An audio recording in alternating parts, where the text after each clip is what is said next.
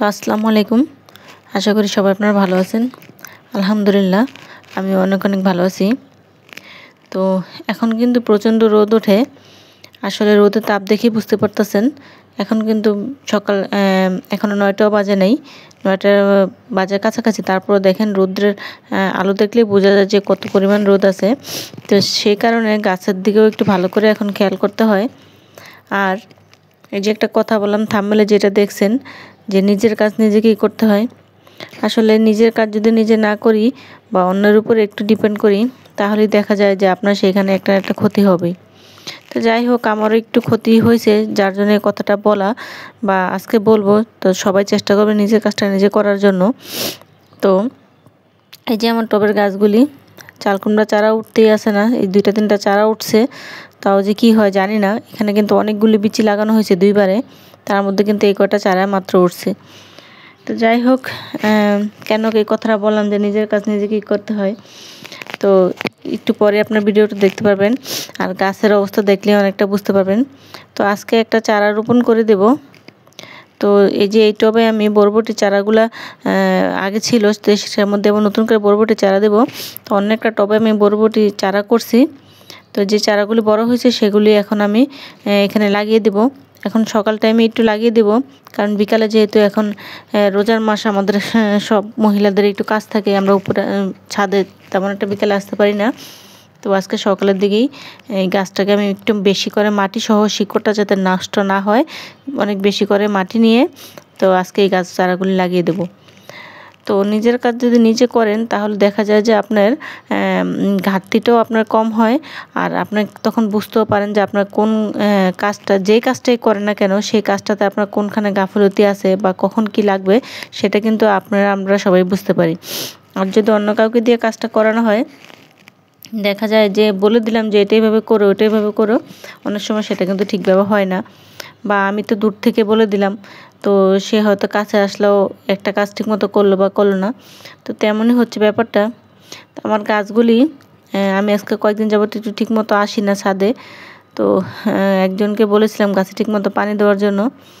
তো দেখা যায় নিজে যেহেতু আসতে পারি না, রমজান মাস একটু কাজ থাকে, বা এক্সট্রা একটু আমাদেরকে এখন ইবাদত বন্দেগী করতে হয় বা করি আমরা। তো করতে হয় না, যার ইচ্ছা যে করে, যে করে তো করে না।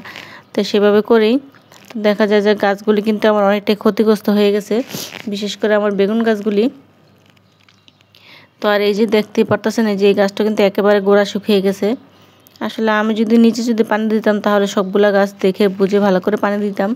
অবশ্য যে দিছে সে হয়তো বা বুঝতে পারে নাই, যার কারণে আমার সবগুলা গাছে পানি দেয় নাই। সবগুলা গাছ আবার নষ্ট হয় নাই, কিন্তু যে মাটি যেগুলো ভিজে দেখছে সেগুলোর মধ্যে দেওয়া হয়েছে। আর যেগুলো দেখছে একটু ভিজা আছে বা লাগবে না, সেটা একেবারে শুকিয়ে গেছে। তো দেখেন এই যে বেগুন গাছগুলি, সেটা এই টবের বেগুন গাছগুলি কিন্তু একেবারে অবস্থা খারাপ করে ফেলছে। তো আর গাছে একবার বেগুন দেওয়ার পরেই কিন্তু গাছগুলি কিন্তু অনেকটাই কিন্তু দুর্বল হয়ে গেছে। তো এর মাঝখানেও আমি কিছু খাবার গাছে দিয়ে দিছিলাম। তো দেখা যাক আবার কতটুকু কি হয়। এই টবের গাছগুলি মোটামুটি ঠিক আছে। তো কয়েকটা গাছ, 4-5টা গাছ, কয়েকটা টবের গাছ একবারে বেশি নষ্ট হয়ে গেছে। তো নিজে যেহেতু যদি আগের মতো একটু খেয়াল রাখতে পারতাম, যেহেতু আজকে মাত্র 4-5 দিন আমি একটু গাছগুলা একটু যত্নটা কম করতে পারি, তো সেই জায়গায় দেখেন গাছগুলোর চেহারা কিন্তু অনেকটা নষ্ট হয়ে গেছে। আর নিজে যখন যত্ন করছি তখন কিন্তু গাছের চেহারা অন্যরকম ছিল। সেজন্যই বললাম যে নিজের কাজ নিজেই করতে হয়। নিজের কাজ যদি অন্যজনের দিয়ে করানো হয়, তাহলে কিন্তু সেটাতে কিন্তু আপনার সাকসেস পাবেন না। আর যদি আপনি নিজের কাজটা নিজে করেন, তাহলে আপনি বুঝতে পারবেন যে আপনার কোন জায়গায় ঘাটতি আছে। তো সেই কাজটা যদি আপনি সেই মতো ঘাটতিটা পূরণ করার চেষ্টা করেন, তো সেখানে আপনি অনেকটাই সফলতা পাবেন। তো আমার এই গাছগুলি মোটামুটি অনেকটাই পানির জন্য শুকিয়ে গেছে, কারণ যেহেতু মাটি অল্প, সেই তুলনায় গাছ বেশি।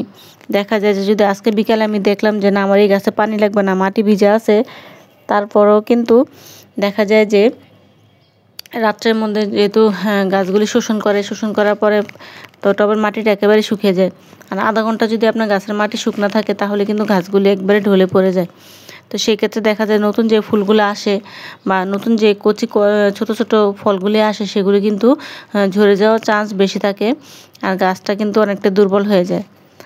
তো সেই ক্ষেত্রে এই ভুলটা কেউই করবেন না। যতটুকু চেষ্টা করবেন নিজেরটা নিজেই ভালোভাবে একটু খেয়াল করার জন্য। তো আমিও ভুলটা আমার হয়ে গেছে, ভুল না অবশ্য, যাই হোক, তো এখন যেহেতু হয়ে গেছে তখন তো কিছু করার নাই।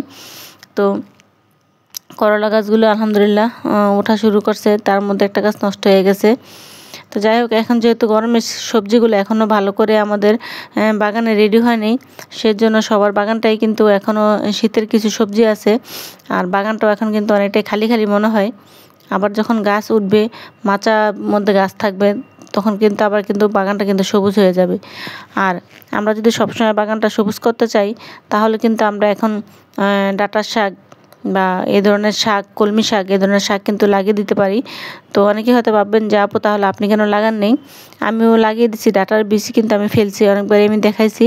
তো আর একটু বড় হলে কিন্তু আমি এগুলো কিন্তু এক একটা টবে লাগিয়ে দেব। তখন কিন্তু দেখা যাবে যে গাছগুলো অনেকটাই, বাগানটা কিন্তু অনেকটাই সবুজ হয়ে যাবে। তো এই কথা বলতে বলতে দেখা গেল যে কিছু টমেটো হারভেস্ট করে নিচ্ছি, আর কিছু বেগুন ছিল গাছে, সেগুলো হারভেস্ট করে ফেললাম। আর কিছু এখনও কিছু সিম আছে গাছে। তো সিমের অনেকগুলি ফুল ছিল, এই একটু পানিটা কম থাকার কারণে গাছগুলো কিন্তু অনেকটা ঝরে গেছে। তো সেই জন্যই গাছে, যেহেতু এখন অনেকটাই গরম, তো পানিটা একটু ঠিক মতো দিবেন।